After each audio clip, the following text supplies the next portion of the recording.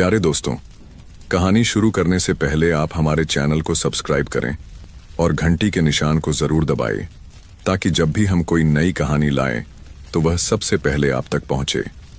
अगर आपको नींद नहीं आती या मन बेचैन रहता है तो ये कहानी सिर्फ और सिर्फ आपके लिए है। तो अब अपने कमरे की सारी लाइट्स बंद कर लीजिए, आराम से लेट जाइए, अपने शरीर को बिल्कुल ढीला छोड़ दीजिए और अपनी सांसों को महसूस कीजिए। न ज्यादा तेज, न बहुत धीमी, बस वैसे ही जैसे ठंडी हवा धीरे से चेहरे को छूती है। अब हर चिंता, हर सोच को एक एक करके बाहर निकाल दीजिए। आप और हम बस इस पल में हैं।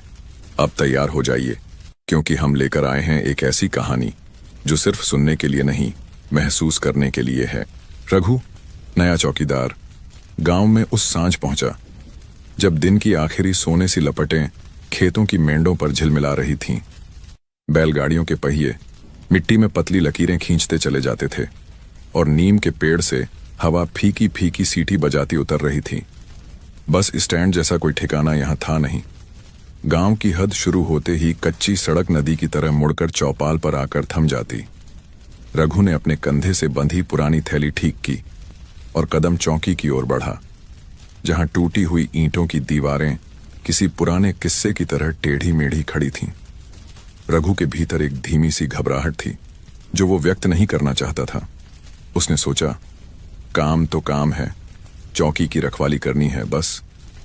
लेकिन जैसे जैसे वो चौकी के पास पहुंचा, उसे लगा जैसे कोई उसे देख रहा है। पास के बरगद से 2-3 चिड़ियां अचानक फुदक कर उड़ी। चौकी का दरवाजा आधा खुला था, हंसिए की तरह टेढ़ा।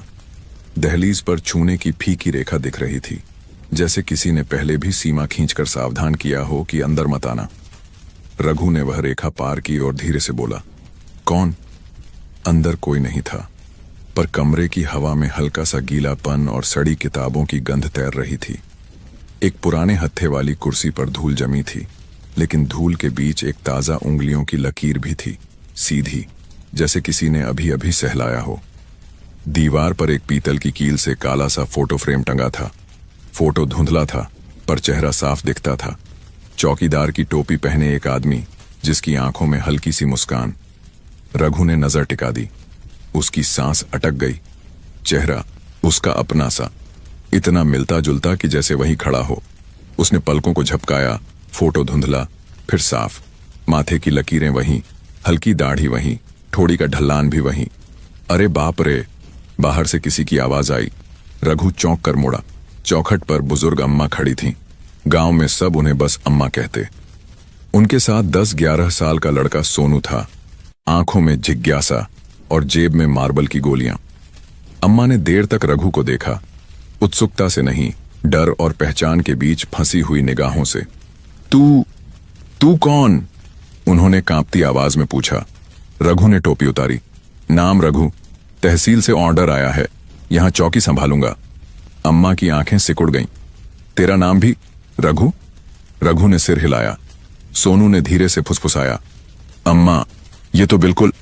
चुप! अम्मा ने उसे डांट दिया। मालिक लोग नाराज होते हैं ऐसी बातें सुनकर, उन्होंने बुदबुदाया। फिर रघु से बोली, पहले वाला भी रघु ही था, पर वो, उनके शब्द गले में अटक गए। वो गया कब, किसी को पता नहीं। बस एक रात को चौकी खाली मिली और सुबह चौपाल पर टोपी तैरती दिखी, तालाब के पास। कमरे में जैसे अचानक ठंड बढ़ गई। रघु ने गला खंखारा। मुझे रहने के लिए यहीं ठीक करना होगा। कुछ कुर्सी, मेज, रजिस्टर। अम्मा ने उंगली से कोने की ओर इशारा किया। वहां टूटा सा संदूक रखा था, जिस पर जंग की परत थी। रघु ने ताला खड़खड़ाया। ताला पहले से खुला था। ढक्कन उठाया तो अंदर पुराना रजिस्टर, एक पीतल की सीटी और लालटेन मिली। लालटेन का शीशा बरसों की धूल से धुंधला, पर बात ही नई सी। अजीब था। उसने रजिस्टर का कवर थामा। किसी ने अपने नाम के ऊपर स्याही का काला धब्बा डाल दिया था। उंगली फेरते हुए उसे लगा कि नीचे का नाम शायद रघु ही था। अम्मा ने हौले से कहा, आज रात चौकी की सीटी मत बजाना, कुछ जाग उठता है। सोनू ने फट से रहस्य खोल दिया। कल रात किसी ने खुद ही सीटी बजाई थी, जबकि कोई था ही नहीं, मैंने सुना। अम्मा ने उसे घूरा। बच्चा है, बकवास करता है, घर चल। वे जाने को मुड़ी, फिर रुकी। ध्यान रखना बेटा, ठाकुर के खेत से दूर रहना, वहां रात सुबह एक नहीं होता। और ये गांव दिखाई जितना सीधा है उतना है नहीं। रघु ने विनम्रता से सिर झुकाया। आप चिंता न करें। पर दिल में एक कांटा सा चुभ गया। ठाकुर और रात का अलग होना क्या मतलब? सूरज ढल चुका था। आसमान बैंगनी और नीली स्याही के बीच फंसा था। रघु ने कमरे की खिड़की खोली। खरी हवा ने पर्दे को थपथपाया। चौकी के पीछे से सूखी घास का मैदान फैलता था, फिर तालाब, फिर दूर ढलान और बाग। बाग में आम के पेड़ अंधेरे में किसी पहरेदार की तरह खड़े थे। उसने लालटेन साफ की, बाती सीधी की और जलाने को हाथ बढ़ाया, पर अचानक उसे लगा जैसे किसी ने उसके कंधे पर हाथ रखा। वह फौरन मुड़ा, कोई नहीं। फिर भी हथेली की गर्माहट साफ महसूस हुई। उसने जल्दी से लालटेन जलाई। हल्की लौ ने कमरे के कोनों में बिखरी छायाओं को खामोश कर दिया, लेकिन फोटो फ्रेम में चेहरा लौ की हर झिलमिल पर जैसे मुस्कुरा कर देखता। तू आ ही गया। रात ने गांव को धीमे धीमे निगल लिया। पास में कहीं ढोलक हारमोनियम की कमजोर सी धुन उठी, शायद कोई कीर्तन था। दूर कहीं कुत्ता भौंका, फिर दूसरा, फिर तीसरा, जैसे कोई अजनबी सीमा पार कर गया हो। रघु ने रजिस्टर की पहली पंक्ति खोली। तारीखें धुंधली थीं, पर शब्द साफ। पहरा रात 8 से पहर 4 तक। चौकीदार, नाम पर स्याही का धब्बा। नीचे की पंक्ति नई सी लगी। अगर लालटेन खुद जले तो समझो पहरा तुम्हारा नहीं। रघु के दिल में एक ठंडी लहर दौड़ गई। उसने लालटेन की लौ को देखा। उसने ही तो जलाई थी, फिर खुद जले का इशारा किसके लिए? उसने बाहर झांका। चौकी के बरामदे के नीचे मिट्टी में पैरों के निशान थे। रात को ओस गिरती है, पर ये निशान सूखे थे, ताजे, जैसे अभी अभी किसी ने कदम रखे हों। एक निशान छोटा, दूसरा बड़ा, 2 लोगों के। रघु के पांव अनायास उन निशानों पर टिक गए। छोटा निशान बच्चे का हो सकता था, बड़ा निशान उसके अपने जूते से मिलता जुलता।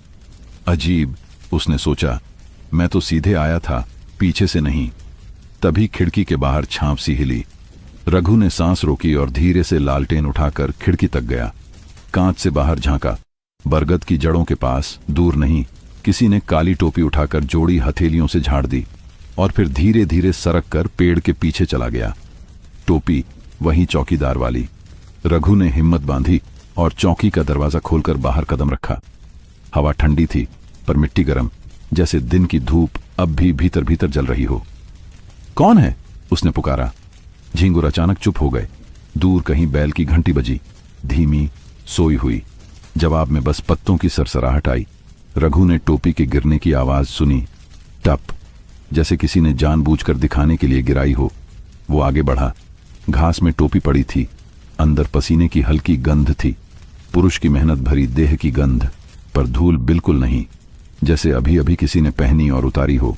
उसने टोपी उठाई और पल भर के लिए उसे लगा कि किसी का हाथ उसकी कलाई पर हल्के से घूम गया है। एक ठंडी, नम हवा की उंगली। उसने टोपी पास की पटरी पर रख दी। अगर तुम हो, सामने आओ, उसने कहा, आवाज को जितना हो सके स्थिर रखते हुए। मैं लड़ाई नहीं चाहता। बरगद के पीछे से कोई नहीं निकला, लेकिन अचानक चौकी के अंदर से सीटी की बहुत धीमी, लगभग फुसफुसाती आवाज आई, जैसे कोई बांसुरी की सबसे पतली धुन हो। रघु का दिल धड़का। सीटी तो संदूक में पड़ी थी, उसने खुद देखा था। वह वापस अंदर दौड़ा। संदूक खुला था। लालटेन की लौ थोड़ा तेज झपकी और थम गई। सीटी वहीं थी, पर उसकी पीतल की नलकी गर्म थी, जैसे किसी ने अभी होंठों से छुआ हो। रघु ने सीटी को देखा, फिर रजिस्टर को। रजिस्टर का पन्ना हवा से नहीं, किसी अदृश्य उंगली से उलटा। दूसरी पंक्ति उभर आई। दहलीज पर कोयले से नाम मत लिखना, जो लिखेगा उसे वही नाम पुकारेगा। दहलीज की तरफ उसकी नजर गई और वो जम गया। दहलीज पर कोयले से लिखी ताजा लकीरें थीं, अक्षर साफ। रघु। ये किसने लिखा? अम्मा और सोनू तो अभी गए हैं। कोई और? उसने झटपट बाहर देखा। बरामदे में हवा थी, पर कोई था नहीं। उसकी रीढ़ में ठंडक दौड़ गई। उसने अपने नाम पर पैर रखकर एक क्षण के लिए आंखें बंद कीं, जैसे नाम को अपने भीतर वापस खींच लेना चाहता हो। फिर धीरे से पैर हटाया। अक्षर वैसे के वैसे चमक रहे थे, जैसे कोयला लाल सा हो। एक पल को उसने सोचा कि तालाब तक दौड़ जाए और टोपी वहां फेंक दे, जहां पिछली बार टोपी तैरती मिली थी, पर पैर वहीं जड़ हो गए। कमरे के भीतर फोटो फ्रेम से हल्की सी टिक आई, जैसे पीछे लगी सुई घूम गई हो। रघु आगे बढ़ा। फोटो में वही चेहरा, वही टोपी, वही आंखें, लेकिन अब उस चेहरे की मुस्कान और गहरी हो गई थी, जैसे कोई पहचान बन चुकी हो। उसने हथेली से फोटो के शीशे को हल्का सा छुआ। शीशा ठंडा था, मगर उसके पीछे की तस्वीर गर्म, जैसे किसी की सांस पीछे अटकी हो। अचानक दरवाजा एक झटके से अपने आप आधा बंद हो गया। रघु ने लालटेन कसकर पकड़ ली। हवा रुकी हुई थी, फिर भी पर्दा हिला, और उसी हिलने में उसे लगा किसी की परछाई खिड़की से भीतर झुकी और बिना आवाज किए बोली, मैं लौटा हूं। कहना मुश्किल था कि यह आवाज उसके कान में पड़ी या सीधे उसके दिल में। उसने गले से निकला सूखा थूक निकला, फिर दृढ़ होकर बोला, अगर तू लौटा है तो बता, तू कौन? अपना नाम बता। परछाई कुछ पल टिकी रही, फिर खामोश हो गई। बाहर चौपाल की दिशा से पगडंडी पर हल्के कदमों की आहट चली, एक छोटी, एक बड़ी, जैसे वहीं दो निशान फिर से आगे बढ़ रहे हों। रघु ने अपनी टोपी उठाई, लालटेन ऊंची की और दहलीज पार करने ही वाला था कि उसकी नजर फिर से कोयले के अक्षरों पर गई, रघु। और उसी क्षण उन अक्षरों के नीचे खुद ब खुद एक और शब्द उभर आया, लौट। लालटेन की लौ इस बार ऐसे कांपी जैसे हवा नहीं, किसी स्मृति ने उसे छुआ हो। रघु ने कदम पीछे खींच लिया। ठीक है, उसने फुसफुसाया, आज की रात यहीं रहकर तेरी राह देखता हूं।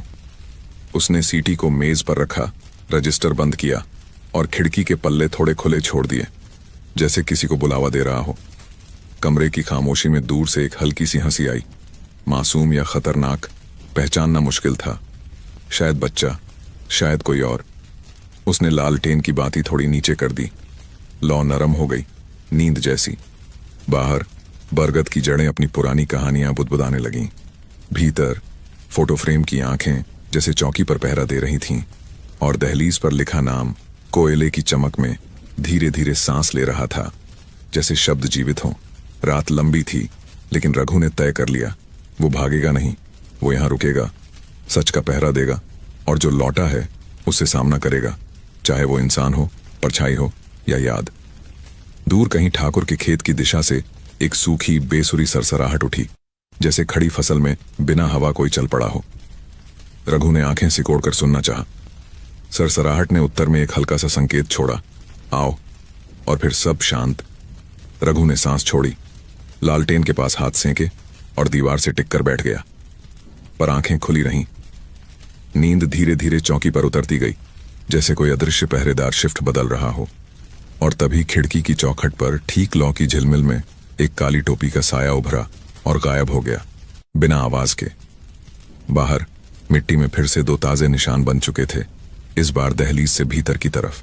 रघु की आंखें खुलीं तो बाहर हल्की सफेदी फैल चुकी थी। रात शायद बहुत लंबी रही थी, पर उसे ऐसा लगा जैसे उसने एक पल को भी नींद नहीं ली। कमरे में लालटेन अब भी जल रही थी, पर बाती खुद ब खुद नीची हो चुकी थी। दरवाजा आधा खुला था और मिट्टी पर बने दोनों पैरों के निशान अब कमरे के अंदर तक आ गए थे।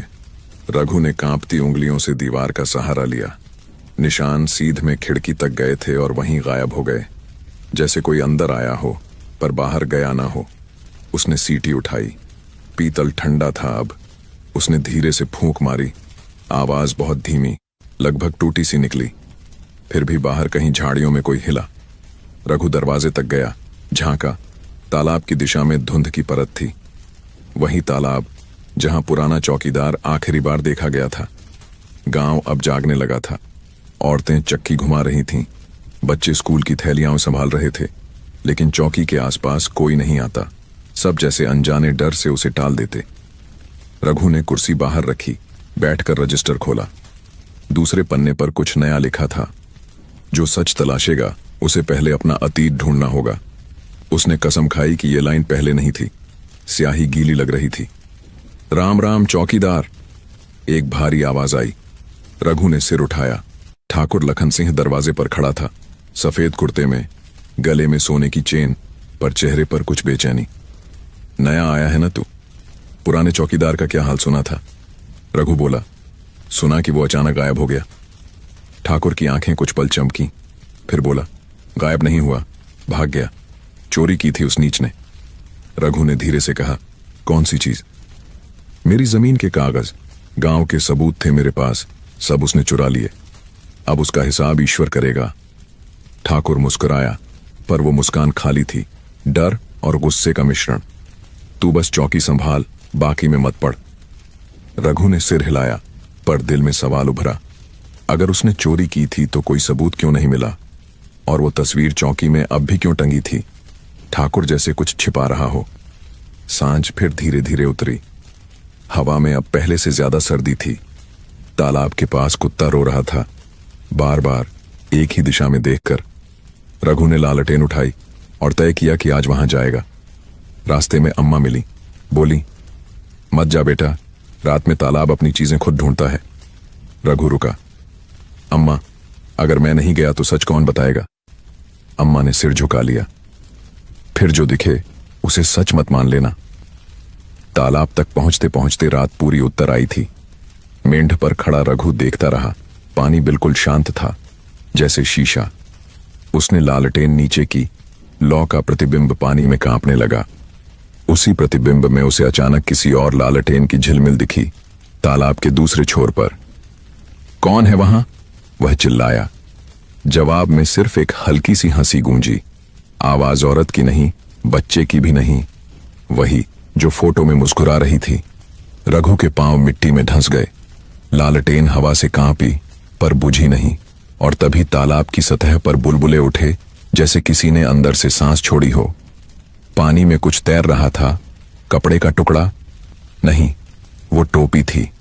वही टोपी जो उसने कल चौकी में देखी थी, अब पानी पर धीरे धीरे घूम रही थी, जैसे किसी अदृश्य हाथ ने उसे धक्का दिया हो। रघु झुका, टोपी को डंडे से खींचा। टोपी में भीतर एक कागज लिपटा था, भीगा हुआ, आधा फटा। उसने खोला। लिखावट मुश्किल से पढ़ी जा रही थी, लेकिन आखिरी लाइन साफ थी। अगर ये मिला तो समझो मैं अब भी पहरा दे रहा हूं। उसने गर्दन घुमाई। पीछे कोई था। हवा में धुएं सा आकार, आदमी के कद का, सिर पर टोपी। चेहरा दिखाई नहीं दे रहा, पर चाल वही थी। रघु ने पूछा, कौन है? छाया बोली नहीं, बस तालाब की तरफ इशारा किया, फिर धीरे धीरे मिट्टी में समा गई। रघु के घुटनों में जैसे ताकत ही न रही। वो लड़खड़ाकर बैठ गया, कागज को सीने से लगाया। पानी से ठंडी भांप उठी और उसके कानों में वही आवाज फुसफुसाई, मैं लौटा नहीं, मैं यहीं था। उसने आंखें खोली। सामने तालाब शांत था, जैसे कुछ हुआ ही ना हो। बस किनारे की मिट्टी पर दो ताजे कदमों के निशान थे, और दोनों उसके अपने जूतों के जैसे। रघु चौकी की तरफ लौटा तो आसमान में बादल छा चुके थे। बिजली दूर गिरी। एक पल के लिए चौकी का पुराना फोटो फ्रेम खिड़की में चमका, और रघु को कसम थी उस पल उस फोटो में चेहरा मुस्कुरा नहीं रहा था, देख रहा था। रघु चौकी पर लौट आया, पर मन तालाब के पानी की तरह ही बेचैन था। उसने दरवाजा बंद किया, पर लगता था कोई अब भी उसके पीछे चल रहा है। कमरा ठंडा था, लालटेन की लौ छोटी हो चुकी थी। वो लकड़ी की कुर्सी पर बैठा और टोपी को मेज पर रखा। उसी समय सीटी अपने आप मेज से लुढ़क कर जमीन पर गिरी, जैसे किसी ने झटका दिया हो। उसने उठाई, देखा, वही सीटी, पर अब उस पर की जंग चमक रही थी, जैसे किसी ने उसे पॉलिश किया हो। उसने खुद से बुदबुदाया, तू कौन है आखिर? बाहर हवा चली और खिड़की झट से बंद हो गई। रघु उठा, खिड़की खोली तो देखा तालाब की दिशा से धुआं उठ रहा था। धुआं किसी आग का नहीं था, वो ठंडी धुंध थी, लेकिन भीतर से चमकती।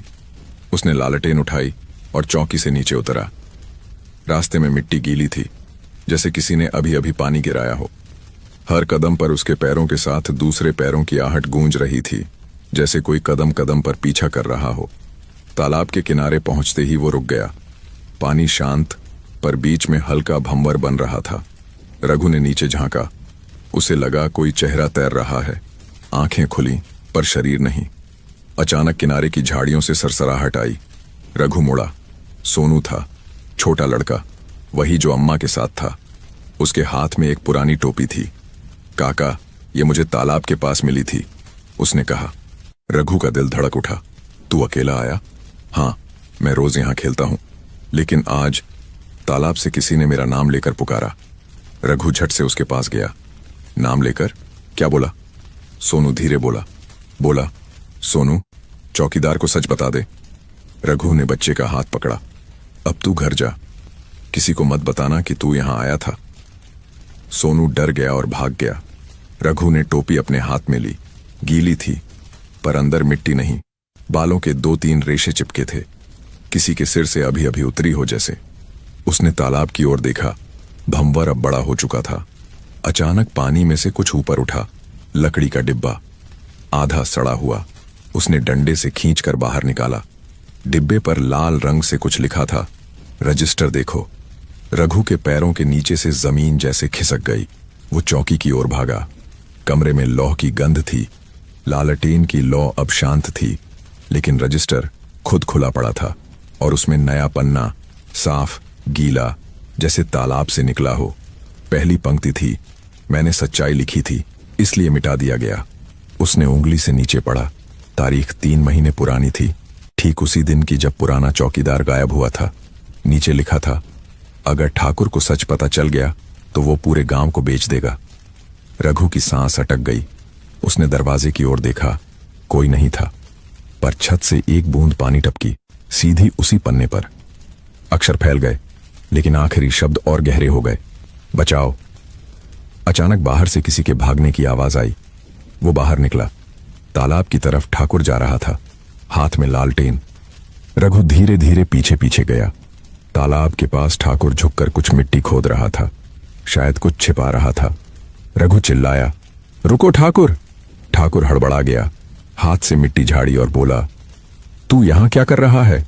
रघु ने कहा, जिसे तूने दफनाया था वो अब भी यहीं है और शायद अब जाग चुका है। ठाकुर की आंखें फैल गईं। क्या बकवास है ये? रघु ने लालटेन ऊंची की। मिट्टी हिली, जैसे नीचे से कुछ खिसक रहा हो।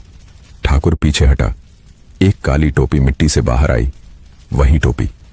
फिर धीरे धीरे टोपी के नीचे की मिट्टी फटने लगी और भीतर से हवा की सिसकी निकली, एक सांस जैसी जो सालों बाद बाहर आई हो। रघु की लालटेन की लौ झिलमिलाई और उसके कानों में वही आवाज फिर गूंजी, मैं लौटा नहीं, किसी ने मुझे जगाया है।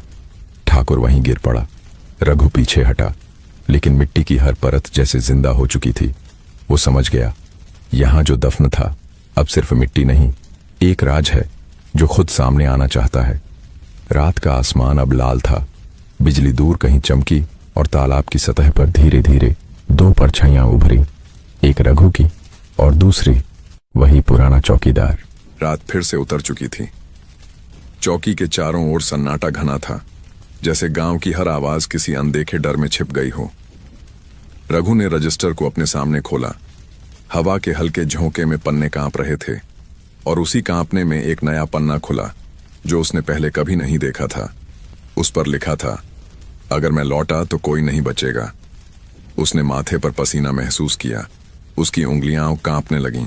शब्द जैसे किसी ने अभी अभी लिखे हों, स्याही अभी तक गीली थी। रघु ने बाहर झांका। बरगद की शाखाओं के नीचे एक परछाई हिल रही थी। वही चाल, वही टोपी।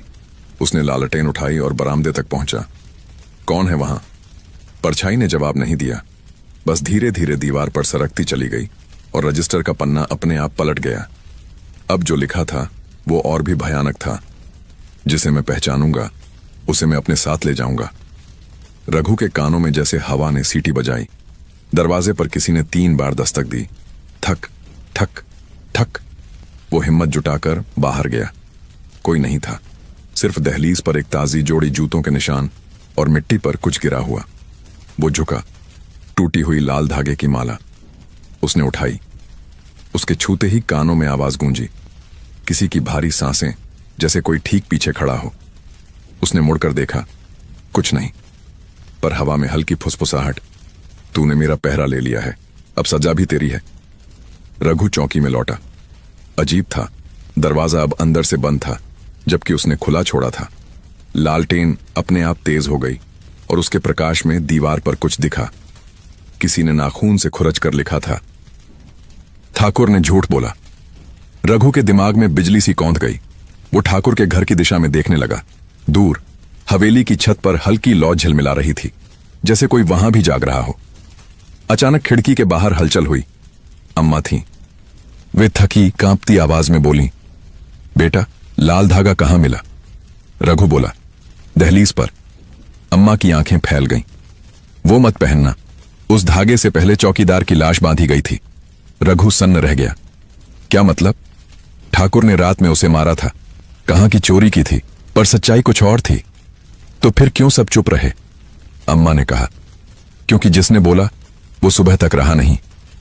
रघु के सीने में डर और गुस्सा एक साथ उठा। उसने माला को जमीन पर फेंका। अब ये चौकी उसकी नहीं, मेरी है।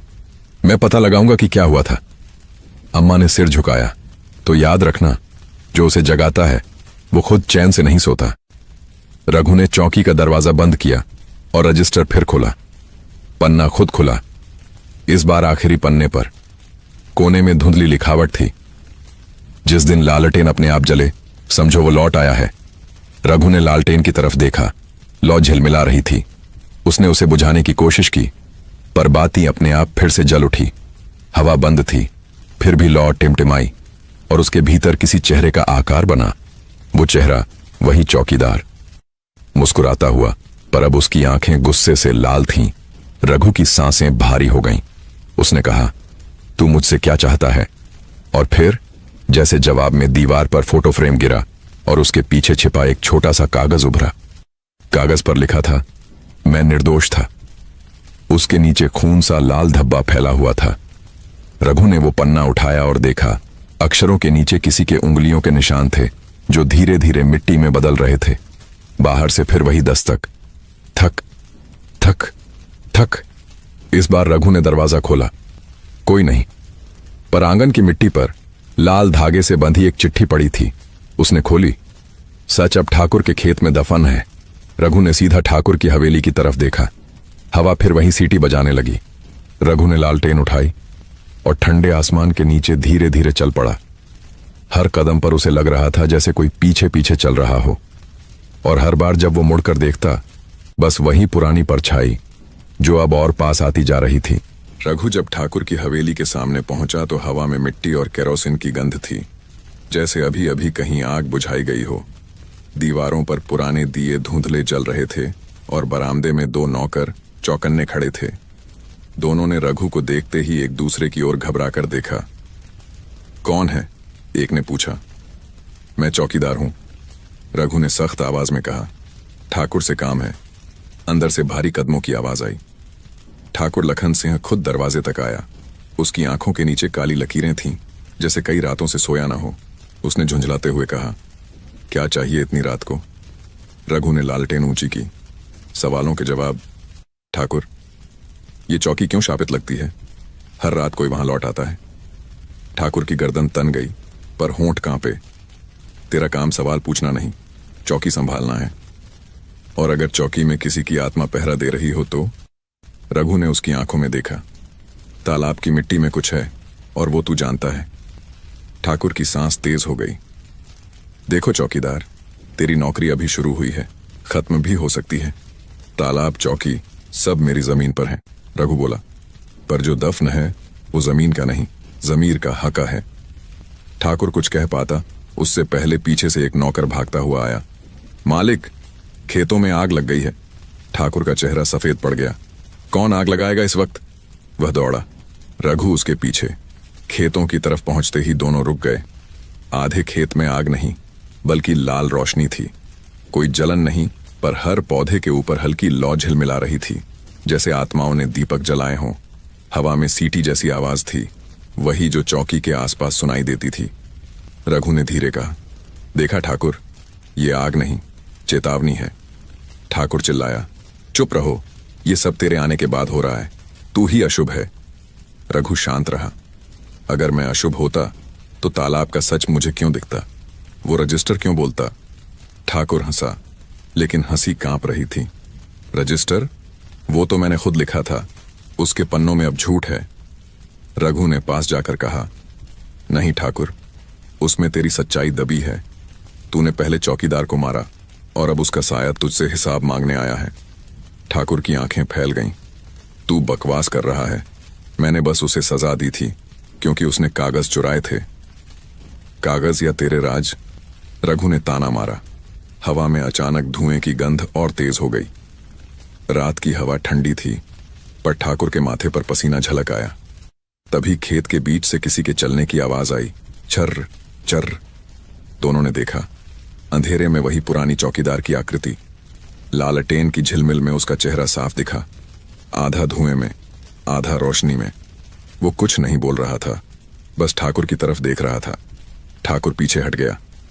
तू मर चुका है, आवाज आई।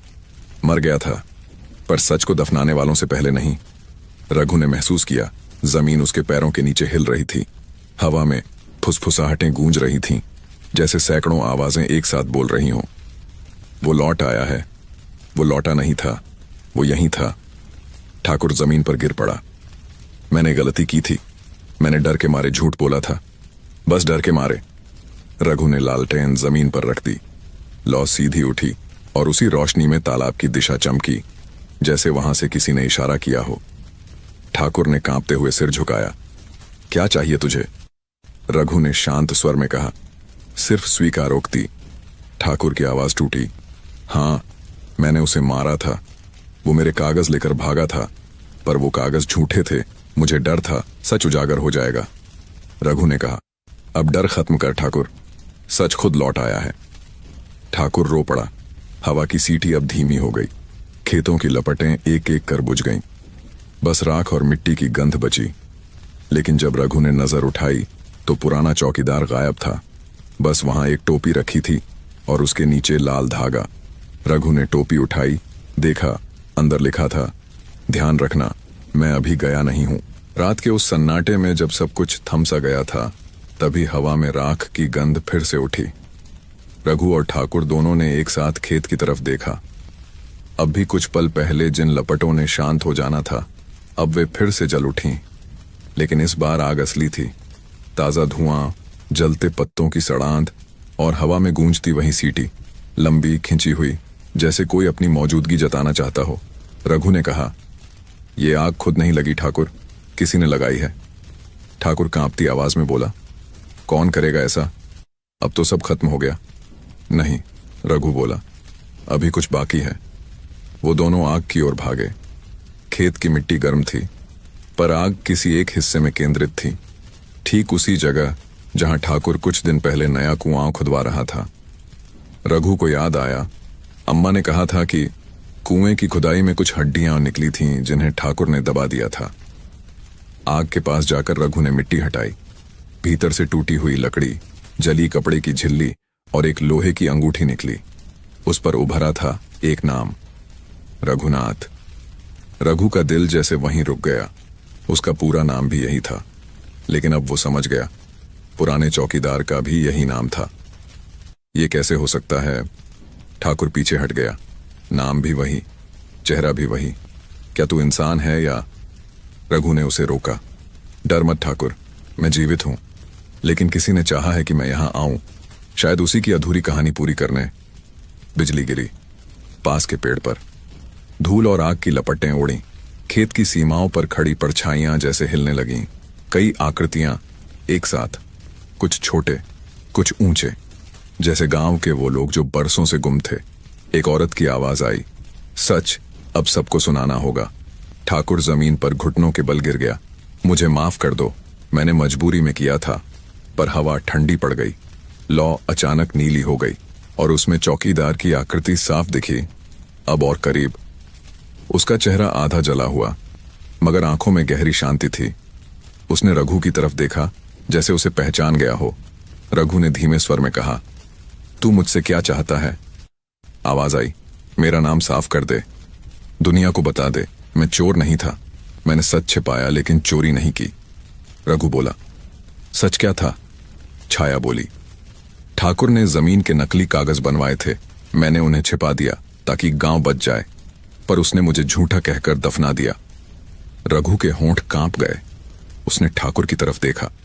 ठाकुर रो रहा था, मिट्टी में सिर झुकाकर। मैं डर गया था, मुझे लगता था अगर कागज बाहर आए तो सब खत्म हो जाएगा। अब तू खत्म नहीं होगा ठाकुर, रघु बोला। सच से कोई खत्म नहीं होता, झूठ से होता है। हवा में एक पल के लिए खामोशी छा गई।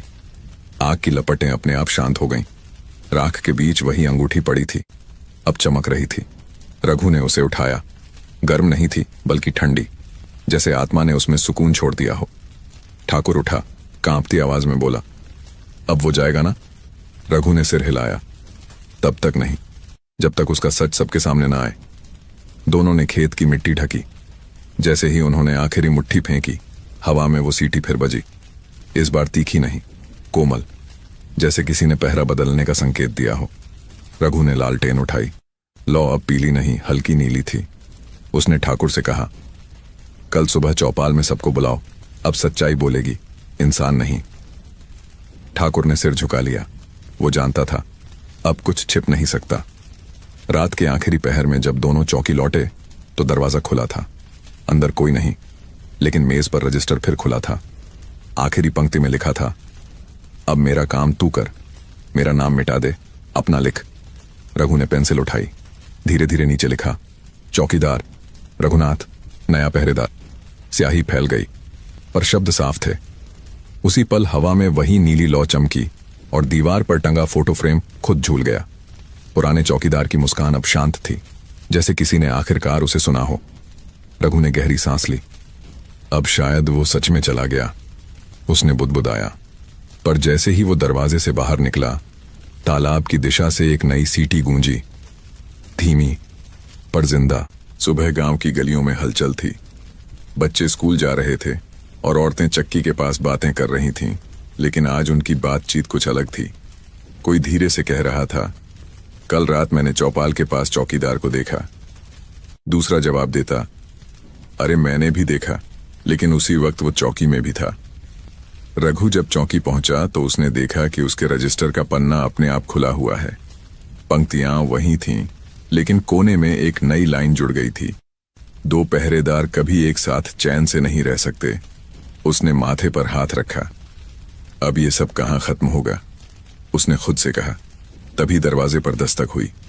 अम्मा आई थीं, चेहरे पर डर की झलक। बेटा, उन्होंने कहा, रात को मैंने किसी को चौकी के बाहर खड़ा देखा, तेरे जैसा ही, लेकिन वो कुछ बोल नहीं रहा था, बस देख रहा था।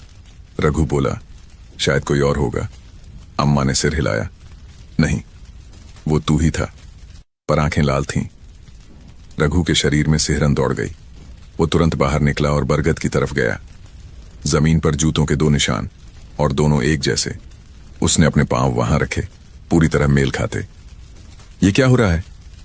उसी वक्त सोनू भागता हुआ आया, हांफता हुआ। काका, ठाकुर के खेत के पास तू खड़ा था ना? मैं? रघु ने चौकी की ओर इशारा किया। मैं तो यहां हूं। सोनू की आंखें फैल गईं। नहीं, मैंने अपनी आंखों से देखा, तू तालाब के किनारे खड़ा था, वही लालटेन लिए हुए। रघु अंदर दौड़ा। लालटेन वहीं रखी थी। वो अब समझ चुका था, कोई उसकी तरह दिखने वाला, या उसकी ही परछाई, अब उसके साथ साथ चल रही है। रात आई तो हवा में एक अजीब सी बेचैनी थी। पत्ते भी धीमी सरसराहट में कुछ कह रहे थे। रघु ने तय किया, आज वो देखेगा सच क्या है। उसने चौकी की खिड़की से बाहर झांका। अंधेरे में कुछ नहीं दिखा। फिर अचानक तालाब की दिशा से एक धीमी रोशनी उठी, लालटेन जैसी। वो उठा, अपनी लालटेन लेकर बाहर निकला, पर जो दृश्य उसके सामने था, उसने उसकी सांस रोक दी। तालाब के किनारे कोई खड़ा था, ठीक उसकी तरह, वही वर्दी, वही चाल, वही चेहरा। रघु ने पुकारा, कौन है? परछाई ने सिर उठाया और मुस्कुराई। वही मुस्कान जो पुराने फोटो में थी। उसने कहा, तू सोने क्यों नहीं देता? अब मेरा पहरा तू ले चुका है तो मुझे चैन से जाने दे। रघु आगे बढ़ा, अगर तू चाहता है कि मैं तेरी जगह लूं तो पहले मुझे सच जानने दे। तू कौन था? तेरा क्या नाम था? परछाई ने जवाब दिया, रघुनाथ। वही जो तू है। रघु के पैरों तले जमीन खिसक गई। मतलब हम दोनों एक ही आत्मा के दो हिस्से। आवाज आई, एक ने न्याय चुना, दूसरे ने पहरा। रघु ने देखा, परछाई का चेहरा धीरे धीरे मिट्टी जैसा हो रहा था और उसकी आंखें नीली लौ में बदल रही थीं। ठाकुर का सच अब सबको पता है। रघु बोला, तू अब चैन से जा सकता है। पर आत्मा हंसी, नहीं रघु, जब तक गांव में डर जिंदा है मैं नहीं जाऊंगा। ठीक उसी वक्त गांव के दूसरे छोर से किसी और सीटी की आवाज आई, वही जो वो हमेशा सुनता था। अब दोनों दिशाओं से सीटी बज रही थी। एक उसकी जेब में रखी सीटी से और दूसरी तालाब की दिशा से। हवा ठहर गई, झींगुरों की आवाज थम गई। रघु ने लालटेन ऊंची की। तालाब की सतह पर अब दो परछाइयां थीं, एक उसकी और एक ठीक वैसी ही, थोड़ा धुंधली मगर जिंदा। आवाज आई, अब से दो चौकीदार हैं, एक दिन का एक रात का। रघु ने धीरे से कहा, अगर तू रात का है तो मैं दिन का बनूंगा। परछाई ने मुस्कुराकर सिर झुका लिया, और जब दिन और रात मिलेंगे तब मैं सच में चला जाऊंगा। फिर वो धीरे धीरे धुंध में खो गई। रघु ने आसमान की तरफ देखा, चांद आधा था। उसने बुदबुदाया, जब पूरा होगा शायद वो भी चला जाएगा। वो लौटने लगा, मगर उसकी पीठ के पीछे कदमों की आवाज अब भी चल रही थी, ठीक उसकी चाल में, बराबर, बिना किसी अंतर के। रात शांत थी, लेकिन वो सन्नाटा अब रघु को डर नहीं दे रहा था, बल्कि बुला रहा था, जैसे चौकी खुद उससे कुछ कहना चाहती हो। बरगद की शाखाओं की परछाई कमरे की दीवार पर नाच रही थी, और नीचे से लकड़ी के तख्ते चरमराने की आवाजें आ रही थीं। रघु ने लालटेन उठाई और जमीन पर झुक गया। फर्श के बीचों बीच की मिट्टी थोड़ी उभरी हुई थी। उसने हाथ से थपथपाया, खोखली आवाज आई, ये जमीन तो खाली लगती है। उसने बुदबुदाया। उसने तख्ता उठाने की कोशिश की, पर वो अटक गया। उसने रजिस्टर में रखी लोहे की कील ली और जोर लगाया। तख्ता हिला और नीचे से ठंडी हवा निकली, बासी, गीली और मिट्टी की सड़ी गंध से भरी हुई। लालटेन की लौ कांपने लगी। उसने नीचे झांका। सीढ़ियां थीं जो अंधेरे में उतर रही थीं। एक पल को रघु ने सोचा कि सुबह तक इंतजार करे, पर फिर उसे वो लाइन याद आई, सच चौकी के नीचे है। उसने लालटेन कसकर पकड़ी और नीचे उतर गया। पहली सीढ़ी पर ही धूल का गुब्बार उड़ा। दीवारों पर पुराने दिए लगे थे जो अब राख में बदल चुके थे। कुछ जगहों पर नाखूनों से खुरचे निशान थे, जैसे किसी ने दीवारों को पकड़कर बाहर निकलने की कोशिश की हो। रघु का दिल जोर से धड़क रहा था, लेकिन नीचे अंधेरे में उसे कुछ चमकता दिखा। वो झुका। वहां टूटी हुई सीटी पड़ी थी, वहीं जैसी चौकी में रखी थी। उसके बगल में पुराने जूतों का जोड़ा था, आधे सड़े हुए, और सबसे कोने में पत्थर की दीवार के पास एक पीतल का ताला लगा संदूक रखा था। उसने संदूक छुआ। ठंडा था, लेकिन अंदर से किसी हल्की धड़कन की आवाज आ रही थी। उसने धीरे धीरे ताला तोड़ा। अंदर सिर्फ एक चीज थी, एक पुराना नोटबुक जिसके पन्ने पानी से सड़े हुए थे, पर कुछ शब्द अब भी पढ़े जा सकते थे। अगर कोई रघुनाथ ये पढ़ रहा है तो समझो मैं अब भी यहां कैद हूं। रघु की आंखें चौड़ी हो गईं। नीचे हल्की सरसराहट हुई, जैसे कोई सांस ले रहा हो। उसने लालटेन को आगे बढ़ाया। दीवार के कोने में किसी की छाया हिली। वो बोला, कौन है वहां? कोई जवाब नहीं, बस वहीं फुसफुसाहट, मत खोल, मत खोल। रघु डर के बावजूद आगे बढ़ा। उसने देखा, दीवार में एक पुरानी ईंट हिली हुई थी। उसने उसे हटाया और भीतर से लिपटा हुआ कपड़े का पूड़ा निकला। खोला। अंदर कागज थे, पुराने, पीले और किनारों से जले हुए। पहले ही पन्ने पर लिखा था, ये ठाकुर के नकली जमीन के कागज हैं। जिसने इन्हें छिपाया उसने अपनी जान दे दी। अब सब साफ था। पुराना चौकीदार बेगुनाह था। उसने गांव को बचाने के लिए झूठा कलंक सहा, और शायद इसी जगह उसे दफनाया गया था। रघु ने कांपते हाथों से वो कागज अपने सीने से लगा लिया। उसी पल दीवार से हवा का तेज झोंका निकला। लालटेन बुझ गई। अंधेरे में वही आवाज गूंजी, धन्यवाद। फिर अचानक सीढ़ियों से ऊपर की ओर कदमों की आहट हुई। कोई भागकर बाहर जा रहा था। रघु ऊपर पहुंचा तो दरवाजा खुला था। बाहर कोई नहीं, पर लालटेन अपने आप जल चुकी थी, और दीवार पर उसी फोटो फ्रेम के नीचे किसी ने कोयले से लिखा था, अब सच उजागर करो। रघु ने सांस छोड़ी। हां, अब वक्त आ गया है। वो संदूक से मिले सारे कागज लेकर चौपाल की ओर बढ़ा। आसमान में बादल थे, हवा में बिजली। हर कदम पर ऐसा लग रहा था जैसे कोई उसके साथ चल रहा हो, बिना आवाज, बिना साया, पर मौजूद। गांव के बीचों बीच उसने लालटेन जमीन पर रखी और चिल्लाया, गांव वालों, ये है वो सच जिसे 3 साल पहले मिट्टी में दफन कर दिया गया था। गांव वाले इकट्ठे हुए। ठाकुर भी आया, चेहरा पीला, आंखों में डर। रघु ने कागज सबके सामने खोले। देखो, यही असली जमीन के दस्तावेज हैं। पुराने चौकीदार ने इन्हें छिपाया था ताकि ये गांव ठाकुर की झूठी पकड़ में न जाए, पर उसने उसकी हत्या की और उसे चोर बना दिया। गांव में सन्नाटा फैल गया और तभी हवा में सीटी गूंजी, वही पुरानी सीटी। इस बार सबने सुनी और सबने देखा। तालाब के पास एक हल्की नीली रोशनी उठी और धीरे धीरे आसमान में विलीन हो गई।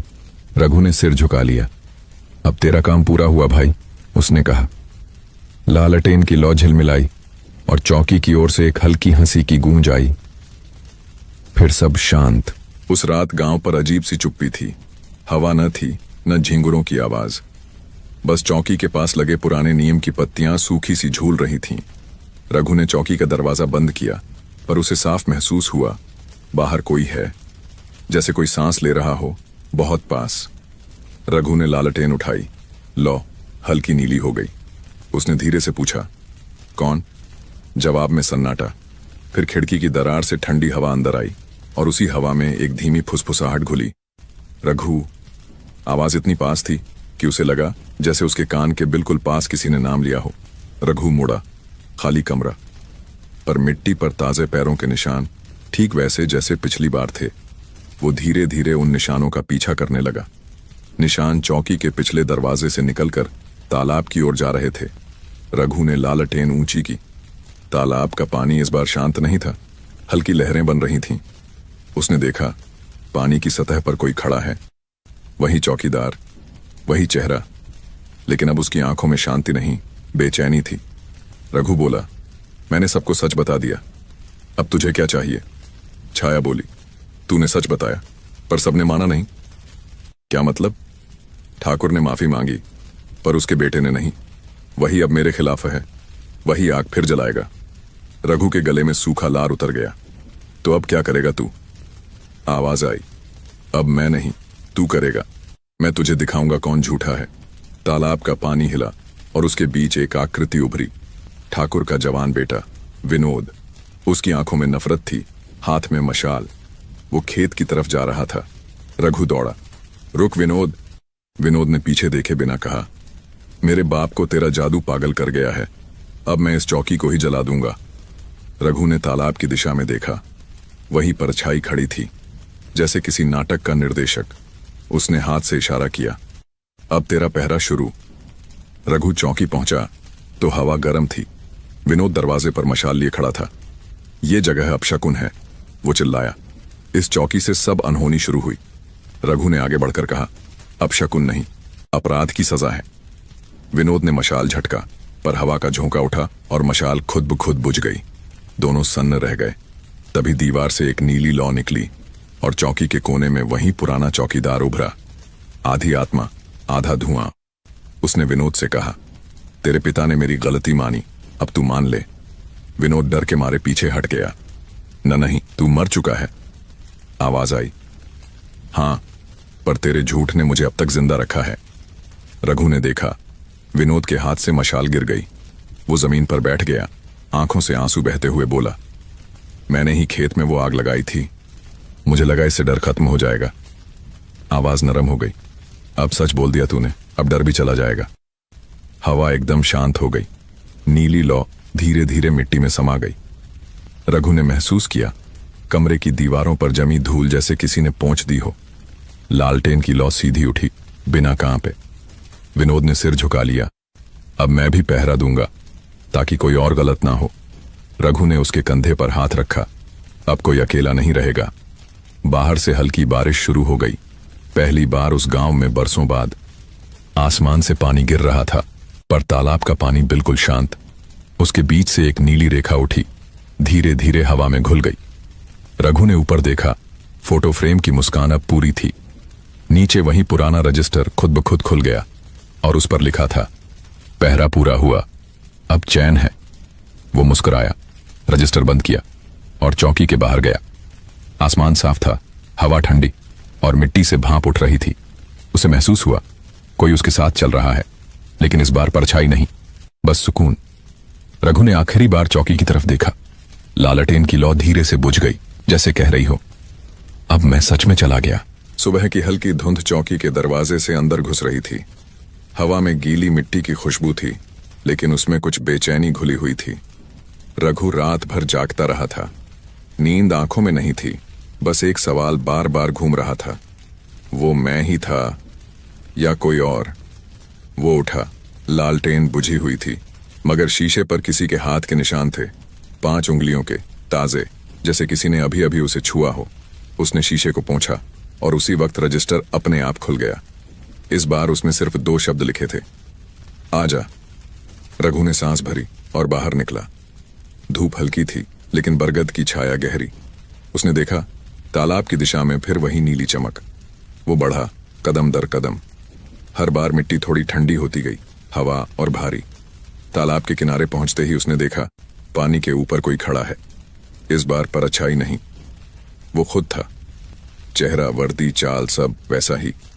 सिर्फ एक फर्क, दूसरे रघु की आंखों में कोई सफाई नहीं थी। वहां भीतर एक तूफान था।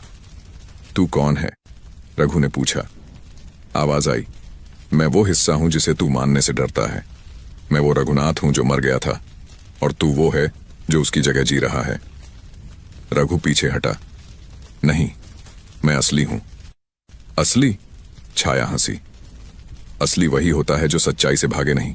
तू सच्चाई से भाग रहा है, मेरे दर्द से, मेरे अंत से। हवा में अचानक ठंड बढ़ गई। पानी में नीली लहरें उठने लगीं। रघु ने लालटेन उठाई और उसका उजाला दोनों के बीच गिरा। दोनों की परछाइयां जमीन पर एक जैसी दिखीं, एकदम एक। अगर तू मैं है तो तू चाहता क्या है? रघु ने पूछा। आवाज आई, मुक्ति। पर मुक्ति किसी एक की नहीं, दोनों की होगी। जब तक तू स्वीकार नहीं करेगा कि तेरे भीतर मेरा अंश है, तब तक कोई चैन नहीं पाएगा। रघु की आंखें नम हो गईं। मैंने सबको सच बताया, तेरा नाम साफ किया, और क्या करूं? अपने भीतर झांक, आत्मा बोली। जिस डर से मैंने हार मानी थी, वही अब तेरे अंदर पल रहा है, अकेलेपन का डर। तू भी मेरे जैसा हो जाएगा अगर इस चौकी से बंधा रहा। हवा की गति बढ़ी, पानी से भाप उठने लगी। चारों ओर अंधेरा फैल गया, जैसे दिन अचानक खत्म हो गया हो। रघु ने महसूस किया, जमीन उसके पैरों के नीचे कांप रही है, जैसे कोई गहरी सांस भीतर से निकलने को हो। अगर मैं तेरी मुक्ति हूं, उसने कहा, तो मुझे क्या करना होगा? दूसरा रघु बोला, सीटी बजा। वही सीटी जो मैंने आखिरी बार बजाई थी, उसे बजा, और जो होगा उसे स्वीकार कर। रघु ने जेब से पीतल की सीटी निकाली। उसकी सतह ठंडी थी, मगर उसमें किसी की धड़कन जैसे गूंज रही थी। उसने गहरी सांस ली और फूंक मारी। सीटी की आवाज हवा को चीरती हुई तालाब के ऊपर फैल गई। अचानक नीला धुआं उठा और दोनों रघु एक दूसरे के सामने आ गए, इतनी पास कि दोनों की सांसें एक हो गईं। आत्मा बोली, अब तू और मैं अलग नहीं रहेंगे। तू मेरा अधूरा हिस्सा पूरा करेगा। रघु ने कहा, अगर ऐसा है तो मैं तेरा वादा निभाऊंगा। ये चौकी अब कभी बेगुनाह का खून नहीं देखेगी। धुआं धीरे धीरे मिट्टी में उतरने लगा। रघु ने देखा, दूसरा वो मुस्कुरा रहा था और उसकी आकृति हल्की होती जा रही थी। अब जा, आत्मा बोली, और चैन से जी।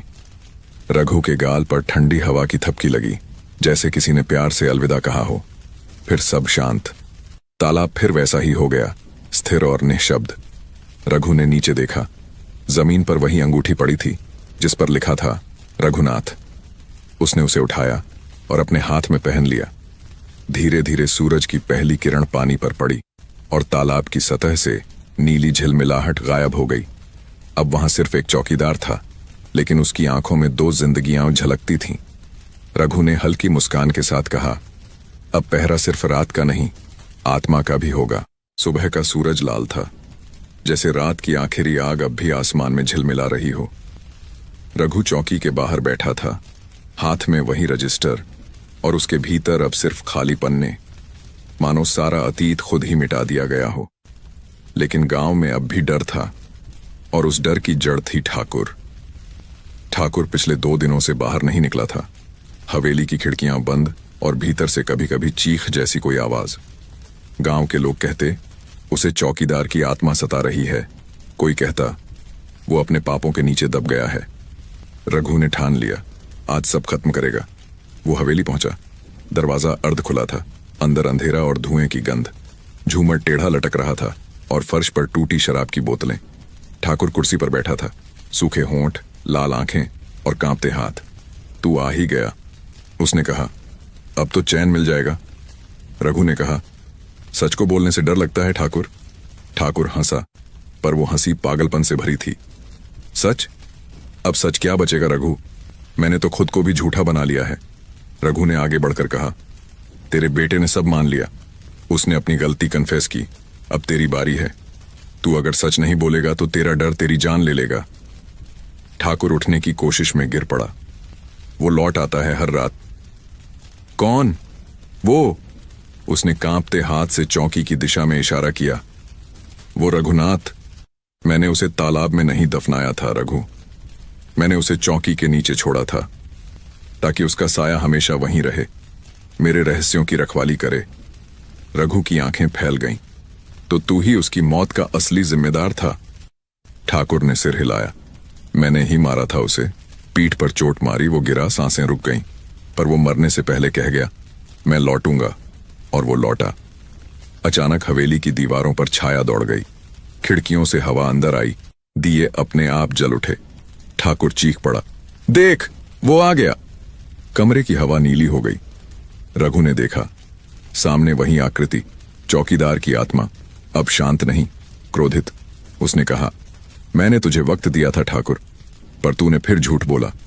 ठाकुर घुटनों पर गिर पड़ा। मुझे माफ कर दे। माफी तब मिलती है जब सच्चाई खुद जिंदा रहे। आत्मा बोली, तूने मुझे मिट्टी में छिपाया, अब वही मिट्टी तुझे ले जाएगी। अचानक जमीन हिलने लगी। हवेली की दीवारों में दरारें पड़ी, छत से धूल गिरी। ठाकुर रघु की तरफ बढ़ा। बचा ले मुझे। रघु पीछे हटा। तेरा हिसाब तू खुद चुकेगा। आत्मा की नीली लौ ठाकुर को घेरे लगी। उसकी चीखें गूंजने लगीं, पर कुछ ही पल में सब शांत हो गया। जब धुआं छंटा तो वहां सिर्फ राख थी और एक पुरानी टोपी। रघु ने लालटेन उठाई। आत्मा अब शांत थी। उसने रघु की ओर देखा। इस बार पहली बार मुस्कुराई, बिना डर, बिना गुस्से के। अब सब खत्म हुआ, रघु ने कहा। आवाज आई, नहीं, अब शुरू होगा, क्योंकि अब सच्चाई जिंदा है। रघु की आंखों में नमी थी। अब तू जाएगा? आत्मा ने सिर हिलाया। अब तू मैं है और मैं तू, बस यही मुक्ति थी। लौ धीरे धीरे ऊपर उठी और हवा में विलीन हो गई।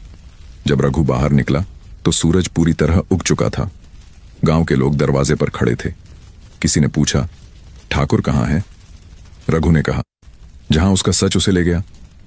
गांव में पहली बार लोग चौकी के पास आए। अब वहां कोई डर नहीं था, बस हल्की नीली रोशनी, जैसे किसी की आत्मा अब भी पहरा दे रही हो, मगर शांति से। रघु ने चौकी की दीवार पर नया बोर्ड लगाया, गांव का पहरेदार रघुनाथ। नीचे लिखा, अब हर रात सिर्फ सच्चाई जागेगी। हवा चली, लालटेन अपने आप जल उठी, बिना किसी बाती के, और रघु ने मुस्कुराकर कहा, अब पहरा सिर्फ चौकी का नहीं, इंसानियत का है। परसों में पहली बार गांव के आसमान में बादल नहीं थे। हवा में हल्की ठंडक थी और पेड़ों के बीच से आती धूप मिट्टी को सोने की परत सी चमका रही थी। सब कुछ सामान्य लग रहा था, लेकिन रघु के दिल में एक अजीब सी बेचैनी थी। ठाकुर का अंत हो चुका था, झूठ जल गया था और आत्मा को मुक्ति मिल चुकी थी। कम से कम उसने ऐसा ही सोचा था।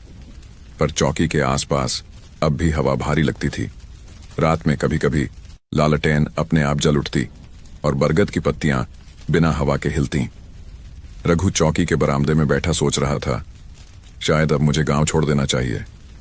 पर जैसे ही उसने ये सोचा, रजिस्टर अपने आप खुल गया। पन्ने खाली थे, लेकिन बीच में हल्की सी लिखावट उभरी, अधूरा काम मत छोड़। उसने सांस रोकी। अधूरा काम? उसने फुसफुसाया। अब क्या बचा है? रात हुई तो गांव फिर शांत हो गया। सब घरों में दिए बुझ गए, लेकिन चौकी पर वो लालटेन फिर जल उठी। इस बार बिना लौ के, सिर्फ एक हल्की नीली रोशनी के साथ। रघु ने महसूस किया कि इस बार वो रोशनी बुला नहीं रही, इंतजार कर रही थी। वो अंदर गया, लालटेन के पास बैठा और बोला, अगर कुछ बाकी है तो दिखा। कमरे में अचानक हल्की सरसराहट हुई, जैसे किसी ने चारपाई के नीचे कुछ सरकाया हो। रघु झुका, देखा, एक पुराना लकड़ी का खिलौना पड़ा था, आधा टूटा हुआ। वो उठा, उस पर किसी बच्चे का नाम लिखा था, राधिका। रघु को याद आया, गांव की बुजुर्ग अम्मा ने बताया था कि पुराने चौकीदार की एक छोटी बेटी थी जो अपने पिता के साथ रहती थी।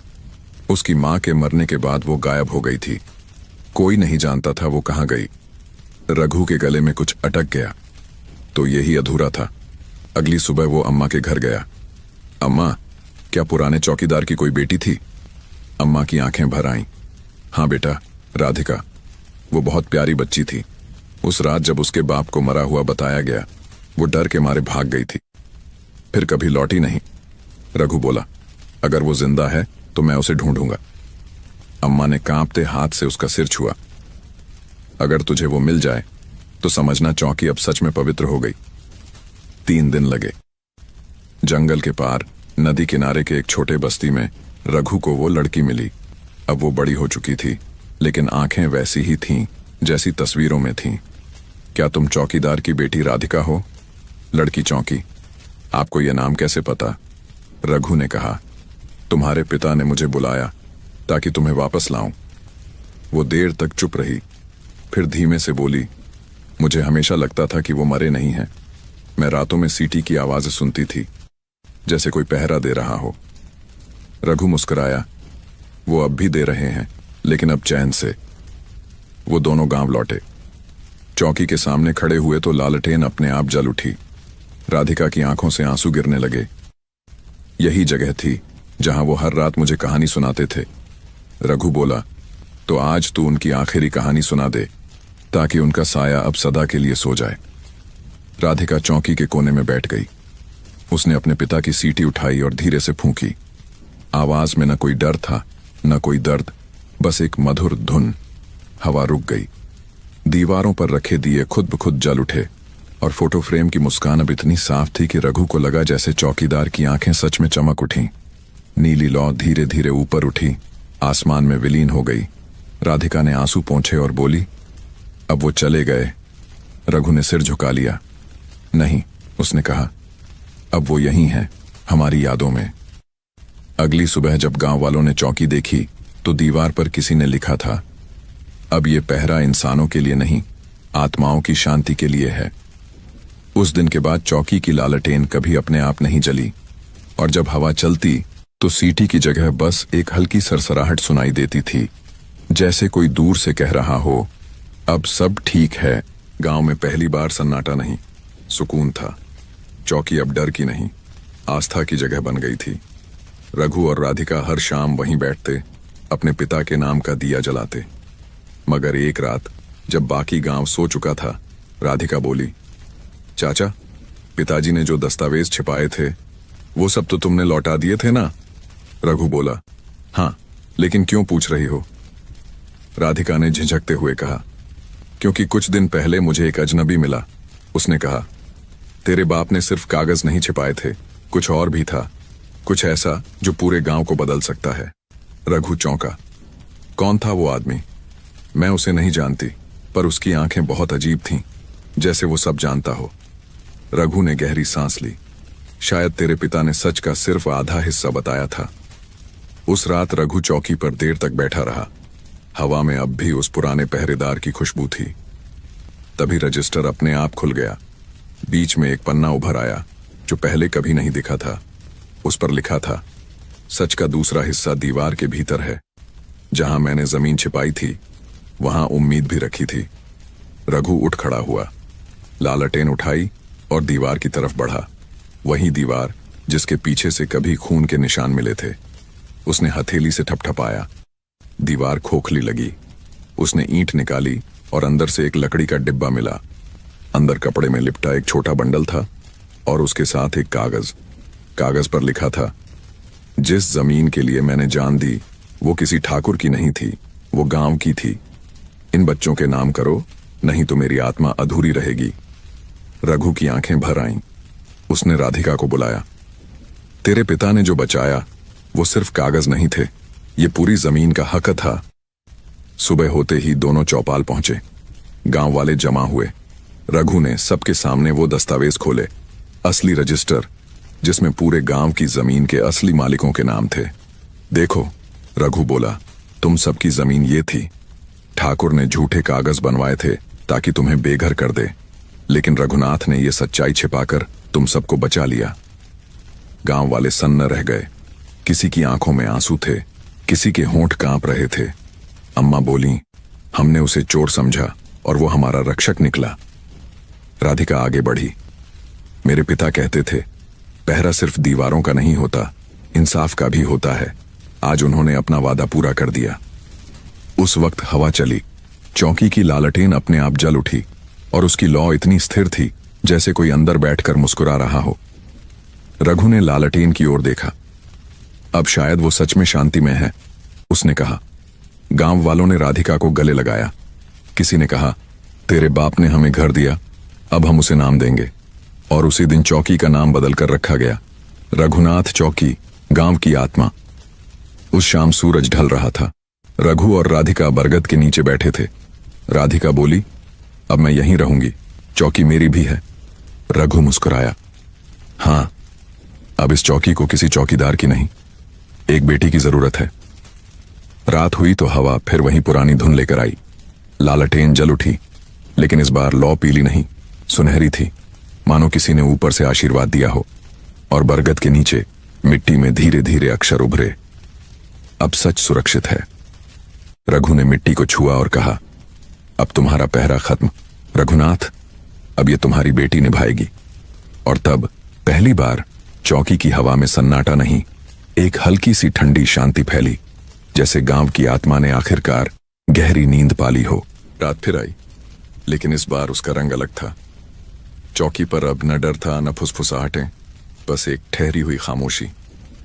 रघु चौकी के बरामदे में बैठा था और राधिका पुराने दस्तावेजों को सहेज रही थी। हवा में बरगद के पत्तों की मीठी सरसराहट थी, जैसे कोई लोरी गा रहा हो। पर चौकी की दीवार पर कुछ था जो दोनों की नजरों से छूट गया था। नीचे की एक ईंट पर नई दरारें पड़ी थीं, जैसे किसी ने भीतर से खुरचने की कोशिश की हो। अगली सुबह जब धूप फैली तो राधिका ने देखा, दीवार पर कोयले से कुछ लिखा है। सच अब भी अधूरा है। वो भागकर रघु के पास आई। देखो चाचा, ये किसी ने लिखा है। रघु ने गौर से देखा। अक्षर ताजे थे, किसी ने रात में लिखा था, लेकिन चौकी तो बंद थी, शायद हवा से बना हो। राधिका ने कहा। रघु ने सिर हिलाया, नहीं, हवा लिखती नहीं, सिर्फ याद दिलाती है। उसने दीवार को थपथपाया, आवाज खोखली थी। उसने लोहे की छेनी उठाई और धीरे धीरे ईंट निकालने लगा। जैसे ही तीसरी ईंट निकली, अंदर से एक छोटी तिजोरी मिली। जंग लगी, पर ताले पर नया धागा बंधा था। ये तो हाल ही में बांधा गया है, रघु बोला। किसने छुआ इसे? राधिका ने डरते हुए कहा, कल गांव में कुछ लोग आए थे, ठाकुर के रिश्तेदार, शायद उन्होंने। रघु ने ताला तोड़ा। तिजोरी के अंदर दो चीजें थीं, एक पुराना नक्शा और एक कागज का टुकड़ा जिस पर लिखा था, सच को अधूरा छोड़ना सबसे बड़ा झूठ है। नक्शा देखते ही रघु के चेहरे का रंग उड़ गया। ये तो गांव का नक्शा है, पर देख, यहां से नदी का रास्ता सीधा तालाब के नीचे जाता है। राधिका बोली, मतलब तालाब के नीचे कुछ है? रघु ने सिर हिलाया। हां, शायद वही सच जो रघुनाथ भी नहीं बता पाया। उस रात दोनों तालाब पहुंचे। चांद बादलों में छिपा था, पानी काला लग रहा था। रघु ने लालटेन किनारे रखी और धीरे से भीतर कदम रखा। ठंडे पानी के नीचे पत्थरों की परतें थीं। उसने हाथ डाला, कुछ सख्त चीज टकराई। खींचा तो एक लोहे का डिब्बा निकला, मिट्टी और जंग से भरा हुआ। राधिका ने मदद की। दोनों ने उसे किनारे पर खोला। अंदर कुछ पुराने दस्तावेज थे, पर उनके नीचे एक पत्र था, स्याही धुंधली, लेकिन लिखा साफ, अगर ये मिले तो समझना मेरा डर सच हुआ। ये जमीन गांव की नहीं, किसी और की थी। रघु ने पढ़ा। क्या मतलब? राधिका ने पत्र की आखिरी लाइन पर उंगली रखी। इस जमीन पर कभी किसी बंजारे की बस्ती थी। ठाकुर ने उन्हें भगाया और गांव बसाया। असली मालिक तो वो थे। दोनों के चेहरे पीले पड़ गए। मतलब? रघु बोला, जिस सच्चाई पर हमने न्याय पाया वो भी किसी और की पीड़ा पर टिकी थी। चौकी से अचानक सीटी की आवाज आई, वही पुरानी, पर इस बार बेचैन। राधिका ने कांपते हुए कहा, पिताजी की आत्मा फिर जाग गई है। रघु ने सिर हिलाया, नहीं, अब वो नहीं, अब कोई और। हवा तेज हुई और चौकी की दिशा में नीली लौ उठी, पर इस बार उसमें गुस्सा था, शांति नहीं। रघु और राधिका भागे चौकी की तरफ। दरवाजा अपने आप खुल गया। अंदर की हवा भारी थी। रजिस्टर जमीन पर खुला था। नया पन्ना, नई लिखावट। जिसे तुमने नायक माना वो भी किसी का दोषी था। राधिका रो पड़ी। नहीं, मेरे पिता बुरे नहीं थे। रघु ने कंधे पर हाथ रखा। सच बुरा नहीं होता, बस अधूरा होता है। उन्होंने गलती की थी पर मंशा नहीं। उसी वक्त फोटो फ्रेम कांपने लगा। लालटेन की लौ नीली होकर भड़क उठी। आवाज आई, मेरा पाप मुझे नहीं, मेरे सच को सताएगा। राधिका ने हाथ जोड़ ली। पिताजी, आपने जो भी किया वो हमें बचाने के लिए किया था। अब चैन से सो जाइए। लालटेन की लौ धीरे धीरे सुनहरी हुई, फिर मंद होकर बुझ गई और कमरे में बस राख जैसी नीली धूल बची, जो हवा में तैरकर दीवारों पर जम गई, जैसे कोई अनदेखा पहरेदार फिर अपना कर्तव्य निभाने लौट आया हो।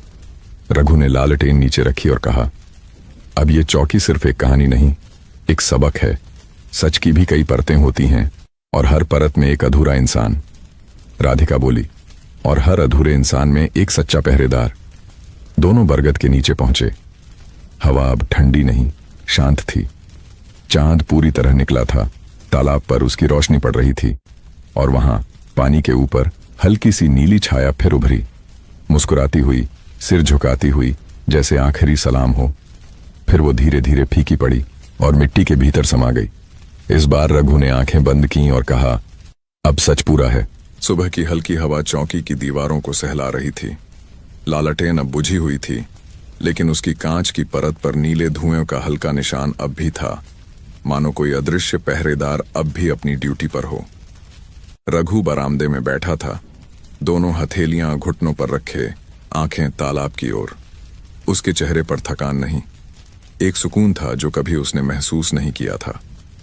राधिका पास आई, हाथ में फूलों की थाली थी। आज सब गांव वाले आएंगे, उसने कहा। क्यों? चौकी का नाम बदलना है। अब यह रघुनाथ स्मृति चौकी कहलाएगी। गांव के हर बच्चे को सिखाया जाएगा कि सच को कभी दफन मत करना। रघु मुस्कुराया। शायद अब मेरा काम पूरा हुआ। नहीं चाचा, राधिका बोली, अब तो तुम्हें यहां रहना चाहिए, यही तुम्हारी जगह है। रघु ने धीमे से कहा, नहीं बेटी, पहरेदार कभी एक जगह नहीं रहता। जब जगह को सुकून मिल जाए वो आगे बढ़ जाता है। उसकी आवाज में अजीब सी गहराई थी, जैसे किसी पुराने पेड़ से गिरा पत्ता हवा को धन्यवाद दे रहा हो कि उसने उसे उड़ने का मौका दिया। सांझ होते ही गांव के लोग चौकी के बाहर जमा हुए। बुजुर्ग, बच्चे और औरतें, सबके हाथ में दिए थे। अम्मा बोली, आज हम उस आत्मा को विदा कर रहे हैं जिसने इस गांव को बचाया। रघुनाथ चौकीदार सिर्फ एक नाम नहीं, हमारी रूह है। सभी ने दिए चौकी की दहलीज पर रखे। राधिका ने पिता की पुरानी सीटी लाल कपड़े में लपेटकर दीवार में रख दी। रघु ने लालटेन जलाई। इस बार लौ पीली नहीं, सफेद थी। अब यह लौ किसी पहरे के लिए नहीं, याद के लिए जलेगी, उसने कहा। हवा चली, धीरे, गर्म नहीं, मुलायम। पत्तों की सरसराहट में जैसे कोई आखिरी बार फुसफुसाया, अब सच चैन से सो सकता है। गांव वाले लौट गए। रात उतर आई। राधिका अंदर सो गई, लेकिन रघु चौकी के बाहर बरगद के नीचे बैठा रहा। आसमान में आधा चांद था, वही दृश्य जो पहली रात उसने देखा था, पर इस बार हवा ठंडी नहीं लगी। वो बोल उठा, अगर तू सुन रहा है तो जान ले, तेरा पहरा अब खत्म हुआ। और तभी चौकी से आती वो नीली लौ फिर से दिखी। लालटेन अपने आप जली और हवा में वही सीटी बजी, पर इस बार डरावनी नहीं, मीठी, जैसे कोई मुस्कुराकर अलविदा कह रहा हो। रघु उठकर चौकी के दरवाजे तक गया। अंदर देखा, फोटो फ्रेम दीवार से गिरा हुआ था। उसने उठाया। तस्वीर में अब कोई चेहरा नहीं था, बस एक खाली खिड़की और उसके पार सुबह की हल्की रोशनी। उसने धीरे से फोटो को दीवार पर टिका दिया और कहा, अब तू जा, मैं तेरा पहरा पूरा कर चुका हूं। लालटेन की लौ धीरे धीरे बुझ गई। हवा थम गई। कुछ पल बाद तालाब से एक नीली परछाई उठी। रघुनाथ की आत्मा। उसने हाथ जोड़कर रघु को देखा और कहा, अब तू इस चौकी का नहीं, इस गांव का हिस्सा है। जब तक लोग सच बोलेंगे, मैं जिंदा रहूंगा। रघु की आंखें भर आईं। जाने से पहले एक वादा कर, अब कोई चौकीदार अकेला नहीं मरेगा। आवाज आई, वादा है। धीरे धीरे वो परछाई आसमान में खो गई। रघु ने सिर झुका लिया और जब उठाया तो उसके सामने सुबह की पहली किरण थी। राधिका बाहर आई। चाचा, लालटेन तो खुद ब खुद बुझ गई। रघु मुस्कुराया। हाँ, क्योंकि अब पहरा खत्म हो गया। वो आखिरी बार चौकी के अंदर गया। दीवार पर लिखा देखा, अब यहां सिर्फ शांति है। उसने लालटेन वहीं रखी और बाहर निकल आया। बरगद की जड़ में मिट्टी पर उसके कदमों के निशान रह गए, 2 कतारें, जैसे कोई उसके साथ चल रहा हो। पर इस बार वो परछाई नहीं, सुकून था। राधिका ने पुकारा, कहां जा रहे हो चाचा? रघु पीछे मुड़ा, मुस्कुराया, जहां अगली चौकी मेरी राह देख रही है। उसने नीम की ओर देखा, हवा में फुसफुसाहट गूंजी, जय पहरेदार। और धीरे धीरे उसकी परछाई सुबह की धूप में घुल गई। गांव में अब कोई सीटी नहीं बजती, पर जब भी रात बहुत शांत होती है तो बरगद की पत्तियों के बीच एक धुन सुनाई देती है। पहरा अभी भी जारी है। अगर आप अभी तक इस वीडियो के साथ जुड़े हुए हैं तो इसका मतलब है कि आपको यह सच में पसंद आया। तो इसे अपने दोस्तों और परिवार वालों के साथ जरूर शेयर कीजिए, ताकि और लोग भी इन कहानियों की मदद से सुकून भरी नींद पा सकें। वीडियो के अंत में कुछ खाली हिस्सा है, लेकिन उसे छोड़कर वीडियो बंद मत कीजिए। जब दर्शक बीच में ही वीडियो बंद कर देते हैं तो YouTube को लगता है कि हमारी वीडियो बेकार है और YouTube हमारे वीडियो को नए लोगों तक भेजना बंद कर देता है, जिससे मेरा और मेरी टीम का मनोबल कम होता है। और जब हमारी वीडियो अच्छी परफॉर्म करती है तो हमें मोटिवेशन मिलता है आपके लिए अच्छी और सुकून भरी कहानियां लाने का। आप हमारे वीडियो को ज्यादा लोगों तक पहुंचाने में योगदान दे सकते हैं। अपने मोबाइल का वॉल्यूम थोड़ा कम कर दीजिए, फोन साइड में रख दीजिए, आंखें बंद कीजिए, लंबी गहरी सांस लीजिए और इस वीडियो के साथ आराम से सो जाइए। शुभ रात्रि।